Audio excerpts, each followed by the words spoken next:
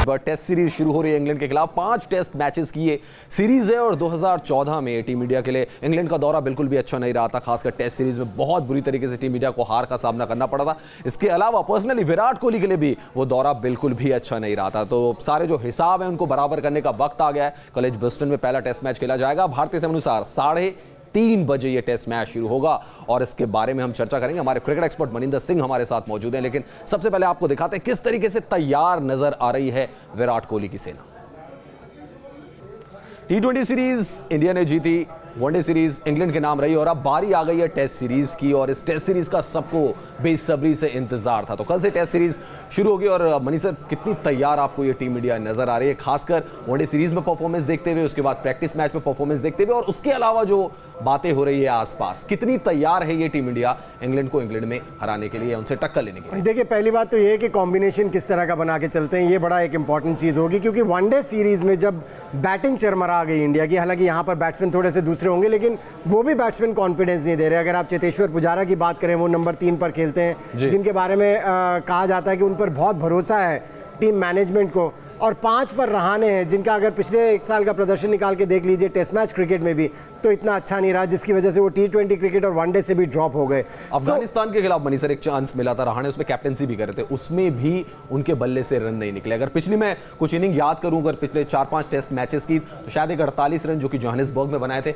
Otherwise Sri Lanka के खिलाफ वो रहाणे चल नहीं पाए वहां पर, और अफगानिस्तान के खिलाफ भी चांस मिला था, उसको कैपिटलाइज नहीं कर पाए। बिल्कुल, और पुजारा का भी कुछ ऐसा ही हाल है। 3 और 5 पे आपके 2 बैट्समैन ऐसे हैं जिनके ऊपर इतना भरोसा नहीं आ रहा, इतना कॉन्फिडेंस नहीं आ रहा। और अगर ओवरऑल इस टीम के बारे में सोचे तो इस सीरीज से पहले बहुत कॉन्फिडेंस था इस टीम के ऊपर, लेकिन जैसे ही वनडे सीरीज के जो आखिरी 2 मैचेस हारे, उससे एक चीज़ सामने आ गई कि विराट कोहली के ऊपर निर्भरता बहुत ज़्यादा है और ये अच्छा नहीं है किसी भी टीम के लिए। क्योंकि एक ही बैट्समैन के ऊपर आप इतना ज़्यादा डिपेंडेंट हो जाए तो फिर आप समझ लीजिए कि आप मैचेस नहीं जीत सकते। आपके बाकी जो बैट्समैन हैं उनको कंट्रीब्यूट करना होगा। सो चेतेश्वर पुजारा अगर खेलते हैं नंबर 3 पर और अजिंक्य रहाणे नंबर 5 पर, ये बहुत इंपॉर्टेंट प्लेयर्स होने वाले हैं। और ये पहले टेस्ट मैच बहुत इंपॉर्टेंट होगा क्योंकि पहला टेस्ट मैच सीरीज़ का ट्रेंड सेट कर देगा और इसमें अगर जो भी टीम जीतेगी उसका पलड़ा भारी रहेगा। हाँ बिल्कुल, टेस्ट सीरीज के बारे में तो यही कहा जाता है कि पहला टेस्ट मैच, पहला सेशन सबसे ज़्यादा इंपॉर्टेंट होता है और वहाँ पे बॉडी लैंग्वेज भी पता लगती है दूसरी टीम की,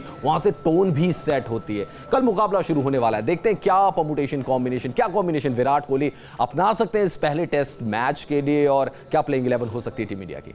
मनी सर, चलिए ओपनिंग के बारे में बाद में बात करते हैं, लेकिन कॉम्बिनेशन आप क्या अपनाना चाहेंगे? क्या 5 गेंदबाज की रणनीति सही है या फिर उस 5 गेंदबाज में भी, क्योंकि हार्दिक पांड्या एक ऑलराउंडर है, 3 पेसर्स 1 स्पिनर या फिर 2 पेसर्स 2 स्पिनर्स, कि आपकी क्या रणनीति है? नहीं, 2 स्पिनर तो रहने वाले हैं क्योंकि बर्मिंघम की पिच के ऊपर टर्न तो मिलने वाला है और कुलदीप यादव को बिल्कुल खिलाना भी चाहिए। जैसे कि बोला उन्होंने कि एक्स फैक्टर है, बिल्कुल एक्स फैक्टर है। क्योंकि इंग्लैंड की टीम की भी बैटिंग लाइनअप अगर आप देखें तो वनडे क्रिकेट से थोड़ी सी अलग है। इसमें जेनिंग्स आएंगे, मलान आएंगे मिडिल ऑर्डर में। सो उनको उन्होंने देखा नहीं है, सो उनके अगेंस्ट तो बहुत ज़्यादा इफेक्टिव साबित हो सकते हैं। और लगातार अंतराल पर विकेट्स अगर आप लेते रहेंगे तो प्रेशर बना रहेगा, जो बैट्समैन फॉर्म में भी हैं उनके ऊपर भी प्रेशर बना रहेगा। सो मेरे हिसाब से तो 2 स्पिनर खेलने ही चाहिए क्योंकि बर्मिंघम में जनरली इस बार तो मौसम ऐसा है लेकिन जनरली टर्न होता है उस पिच के ऊपर, बॉल स्पिनर्स के लिए मदद रहती है। सो 2 सीमर्स 2 स्पिनर्स, हार्दिक पांड्या उनके आपके तीसरे सीमर हो जाएंगे। सो आपको 5 बॉलर्स की ऑप्शन भी रहती है। और आपने पैकेज में बताया था दिनेश कार्तिक नंबर 6 पर बैटिंग करेंगे, वो भी एक बोनस रहने वाला है इंडिया के लिए क्योंकि अच्छी फॉर्म में, अच्छी लय में है। और जब जब इंग्लैंड में उनको खेलने का मौका मिला, हमने चैंपियंस ट्रॉफी में भी देखा था, जो पहले वार्म अप मैचेस थे हर मैच में उन्होंने रन बनाए थे। 2 सेंचुरी उसमें स्कोर की थी 2013 की अगर चैंपियंस ट्रॉफी की बात करें। मनी सर, 2 पेसर्स के साथ अगर जा रहे हैं तो ईशांत शर्मा, उमेश यादव, ये ओबीएस चॉइस होंगे विराट कोहली की, ये पहली चॉइस होंगे और शायद शमी को बैठना पड़े, शार्दुल ठाकुर को बैठना पड़े। देखिए, शमी का जहाँ तक सवाल है, मुझे लगता नहीं है कि वो मेंटली प्रिपेयर्ड होंगे सीरीज़ खेलने के लिए। यो टेस्ट तो उन्होंने पास कर लिया लेकिन उनके साथ अभी हाल ही में जो उनके पर्सनल लाइफ का जो भी हादसे हुए, वो कहीं ना कहीं दिमाग पर ज़रूर बैठे होंगे और टीम मैनेजमेंट को पता रहता है कि ये डिस्टर्बेंस रहेगी। ऐसे में पूरा 100% कॉन्सेंट्रेशन उनका नहीं मिल पाएगा। सो ईशांत शर्मा लंबे हैं, एक वो एक्स फैक्टर उनका रहेगा और उमेश यादव के पास स्पीड, क्योंकि ईशांत शर्मा लगातार खेल रहे हैं बिल्कुल, और अच्छी बॉलिंग की, हालांकि इतनी विकेट्स नहीं मिली लेकिन अच्छी बॉलिंग कर रहे थे काउंटी क्रिकेट में। और उमेश यादव के पास स्पीड है, 140-145 की स्पीड से अगर आप बॉल कर रहे हैं, जो कंडीशंस है वहाँ पर ये बॉल बहुत जल्दी रफ हो जाएगी, रिवर्स स्विंग होगी। ऐसे में आपको एक स्पीड वाला बॉलर भी चाहिए जो परेशान कर सके इंग्लिश बैटिंग। मनी सर 1986 की सीरीज जिसमें 2-0 से जीते उसमें आपने खेला था और काफ़ी अहम विकेट भी लिए थे। चेतन शर्मा उसके बहुत इंपॉर्टेंट मेंबर, उनका स्टेटमेंट आया है कि अगर आपको इंग्लैंड में विकेट लेने बॉल आगे डालनी पड़ेगी और वहां से आपको फायदा मिल सकता है। ये एक यूजफुल उन्होंने टिप्स दिए। आप मानते हैं कि ये एक लेंथ होनी चाहिए भारतीय गेंदबाजों के दिमाग में कि आगे पिच करें बॉल को और वहां से प्रॉब्लम क्रिएट करें इंग्लैंड के बैट्समैन के लिए? देखिए वही तरीका है, अगर आप बॉल को आगे पिच करेंगे तो आप सीम करा सकेंगे बॉल को, जो कि चेतन शर्मा किया करते थे।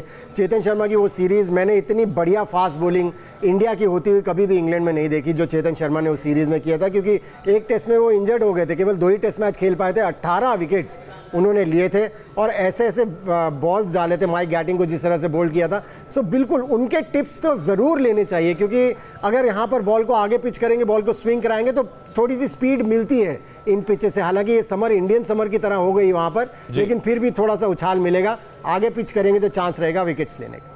जी हाँ बिल्कुल। और मनी सर तो उस सीरीज के मेंबर थे जिसमें 86 में भारत ने 2-0 से इंग्लैंड को हराया था। एक बड़ी जीत कई सालों के बाद भारत को इंग्लैंड में मिली थी। चलिए बात विराट कोहली की करते हैं, क्योंकि विराट कोहली के बारे में कहा जा रहा है कि ये वो मौका है जहां पे विराट कोहली बताएंगे इंग्लैंड में कि क्यों है वो दुनिया के बेस्ट बैट्समैन। देखिए रिपोर्ट। और जब खिलाड़ी बड़ा होता जाता है तो हर्डल्स आते जाते हैं हर सीरीज के साथ। और मनी सर क्योंकि विराट कोहली ने हर जगह पे सेंचुरी स्कोर की, हर टीम के खिलाफ मैसिव स्कोरिंग की और इंग्लैंड के खिलाफ भी 655 रन पिछली सीरीज में मारे थे, लेकिन सब लोग यही कह रहे हैं कि नहीं इंग्लैंड में रन मारने, इंग्लैंड में रन मारने।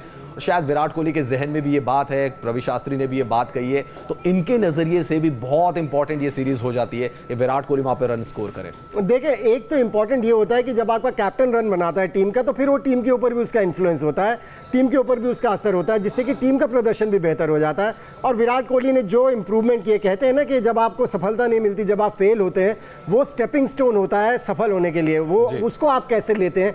और विराट कोहली का हम देख ही चुके हैं कि उस अनसक्सेसफुल टूर के बाद जो उन्होंने मेहनत की और जिस तरह से उन्होंने रन्स बनाए, कोई मैदान ऐसा नहीं है, कोई दुनिया का मैदान ऐसा नहीं है जहां पर उन्होंने रन्स नहीं बनाए 2014 के बाद। सो अब ये फाइनल फ्रंटियर जिसे आप कह सकते हैं, यहाँ पर रन्स बहुत ज़रूरी होंगे और ये विराट कोहली को भी पता होगा। और विराट कोहली ने जो मेहनत की हुई है वो कॉन्फिडेंस लेके मैदान पर उतरेंगे, इसमें कोई शक की बात नहीं। सर आपकी नज़र से ये एडवांटेज है या डिसएडवांटेज है? क्योंकि विराट कोहली ने डिसाइड किया था कि वो काउंटी क्रिकेट खेलेंगे, सरे से वो काउंटी क्रिकेट खेलने भी वाले थे, एलेक्स स्टीवर्ट ने उनके लिए वहाँ पे इंतजाम भी कर लिया था सब कुछ, लेकिन वो खेल नहीं पाए इंजरी की वजह से। अब ये एडवांटेज आप इसको मानेंगे या डिसएडवांटेज आप इसको मानेंगे कि काउंटी क्रिकेट नहीं खेल पाए, जो बड़े दिन की 3-4 दिन की जो क्रिकेट थी, जो 3 मैच उन्होंने खेलने थे वो नहीं खेल पाए और अब टेस्ट मैच खेलेंगे? देखिए डबल एज स्वॉर्ड है एक्चुअली ये, क्योंकि मुझे ऐसा लग रहा था जब वो नहीं गए थे कि ये विराट कोहली के लिए बहुत अच्छा हुआ, क्योंकि इतनी क्रिकेट खेल चुके थे और फिर इतनी क्रिकेट पूरे साल में खेलनी है, उनको आराम की ज़रूरत थी, क्योंकि वो थके हुए लग रहे थे। जब आईपीएल में खेल रहे थे थके हुए लग रहे थे,